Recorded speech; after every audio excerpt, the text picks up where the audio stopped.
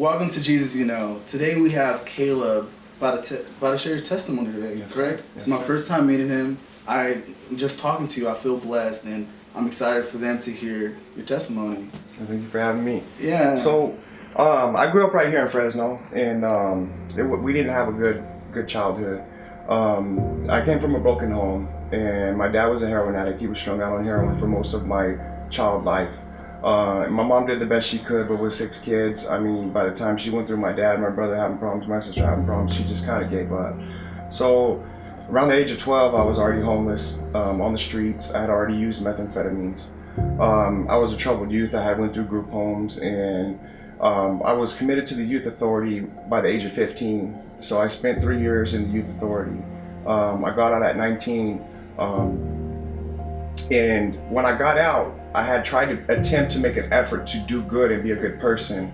And through gangs and what was going on out here on the streets, my brother was murdered. Somebody I was really close with, I mean, that had, he just helped me so much through so many problems in life, and it devastated me. So I kind of lost hope, I kind of lost faith, just in people and just in life in general. And I hit it hard. I went on the streets and gangbanged and hurt people and did drugs, and I was lost. I was really lost for a long time. And see, this is how God got me, because He knew I had a good heart, and He knew that I was His regardless. The first thing that God did is He surrounded me with godly people. I got a job with a Christian contractor. I was having a hard time, here and there, staying with a bunch of different people.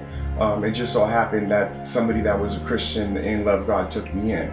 So He started surrounding me with people that loved Him and that served Him and that would constantly feed that positivity into my life, even though I didn't want nothing to do with it. I was still using drugs. I was still doing bad stuff and gangbanging and playing with people that were just doing bad stuff in this world.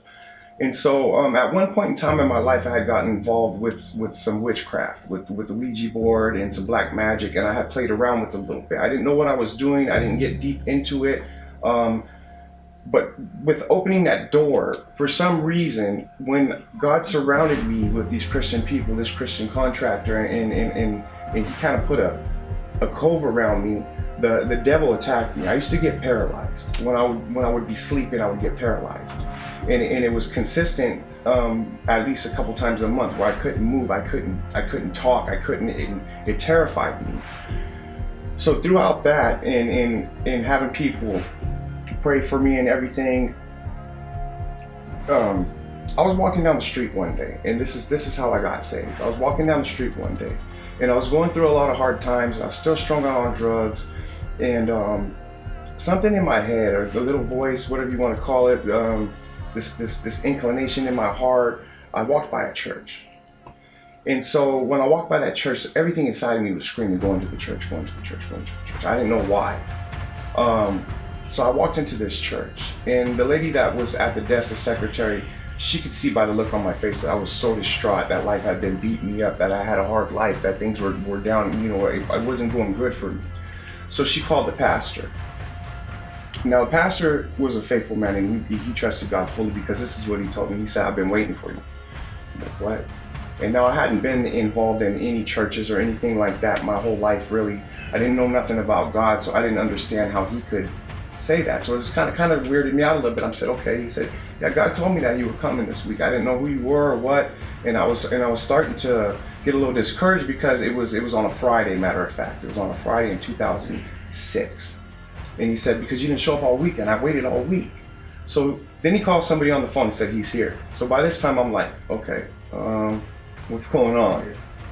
So he called another person on the phone and said, "Sister, we need you to pray with us." The gentleman that the Lord had moved my heart to wait for all week has showed up. And so I'm right there, and God had already instilled into this man, this pastor, that I had something demonic on me, or there was some demonic activities going around. And it just took him within a couple seconds of talking to me to know that something was attacking me, and I explained about being paralyzed and stuff. So in the process of them praying over me, anointing me, they had a person that specialized in that type of stuff. they got rid of whatever was on me. And never again in my life have I ever experienced being paralyzed. It was done right then. So I accepted the Lord. I accepted the Lord because of those circumstances and everything that happened, and with being surrounded by Christian people, a Christian contractor, the person that took me in, loved the Lord. I started to feel like this is where I need to be. This is what I need to be doing. And so I got saved. I believe it was in September on a Friday in 2006. 2006? Yeah, 2006. But at the same time, I was still fully strung out on methamphetamine. The Lord didn't deliver me from methamphetamine immediately. He took whatever was on me that was ugly off of me. He gave me the tools and the abilities and the people to deal with my addiction. And he helped me through it, but he didn't deliver me from it. So I'm still out there, and I went home and I told my girlfriend, my fiance at the time, I said, Stephanie, guess what? I got saved. She's like, yeah, really, really? She said, awesome, awesome. And she goes, what's your next step? And I said, I don't know. What do I do? She goes, to go to church. Gotta go to church. So I started going to church, and it was people's church. And I started going to church and started talking to some brothers and sisters through church and all that. Well, through the process of doing drugs and gangs and crimes and all this, and now I'm saved, but I'm still on drugs. I had accepted the Lord, but I had a full-blown addiction that was really hard to beat. Okay, on top of that, I had accumulated a bunch of charges. I had police officers looking for me, detectives looking for me for things that I had done. So the first thing, after going to church and talking to people, they told me that I needed to do was to go turn myself in and make myself right with the law. Not only would I get clean because I'd be able to get sober and detox and stuff, but also I could put that part of my life behind me. Now this is how God worked though. See, I went in and I was facing quite a few charges.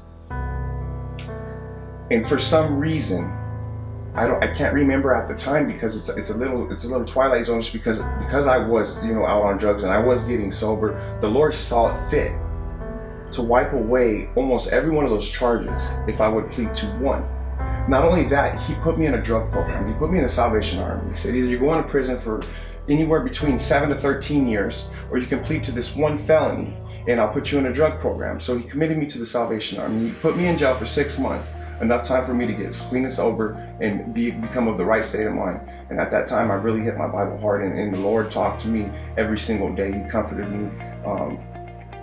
And he led me. And when I got to the Salvation Army. And with the Salvation Army and the help of their structure in their Bible studies, and then I started growing in the Lord. I started learning his ways and how to live a life coming out of that type of lifestyle. I didn't know.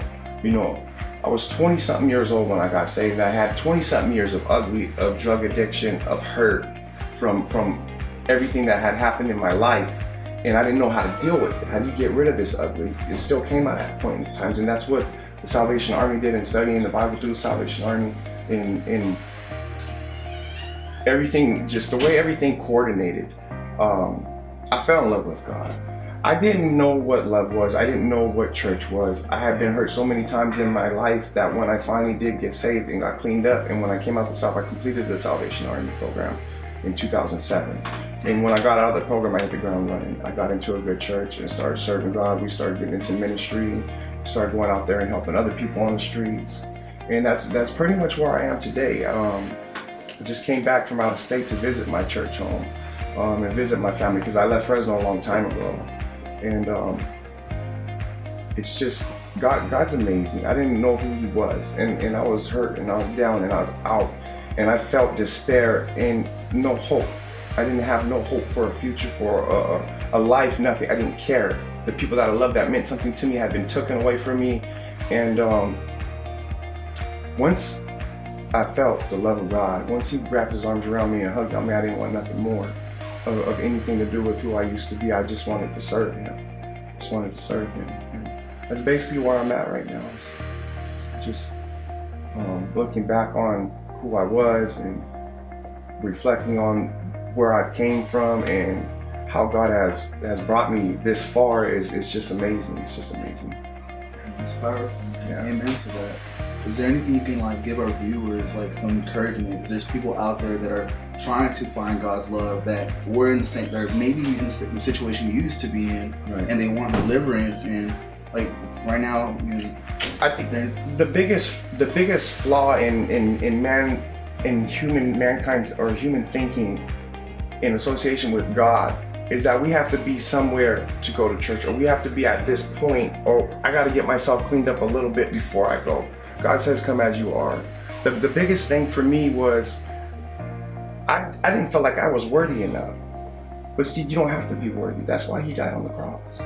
He made us righteous. We don't have to be worthy. You can come as you are. You're strung out, you're down and out. It doesn't matter what you've been through, what you've done. He's going to accept you. You don't have to change anything to come to the Lord. Come as you are, no matter what you are. And I think that holds a lot of people back, brother, to be honest with you. I think a lot of people are out there and think that they're not worthy enough to go to church, or they're not worthy enough for God. He loves us unconditional. There is no conditions. There is nothing that we can do that will cause the Lord to not love us. He is gracious and merciful and kind, and just come as you are. If you're going through something and you're dealing through something and you think you're not good enough, you need to scratch that. You need to brush your shoulder off, and you need to come as you are. And that's where it starts. That's where it starts, is to come who you are. He accepts us for who we are no matter what. Yeah, amen, man. Thank you for sharing your testimony, man. There's so many people out there that needed to hear that. And if you are hearing this and it touched your, like, it got to your soul, like, hear that. Like, like, let God change you and show you his love.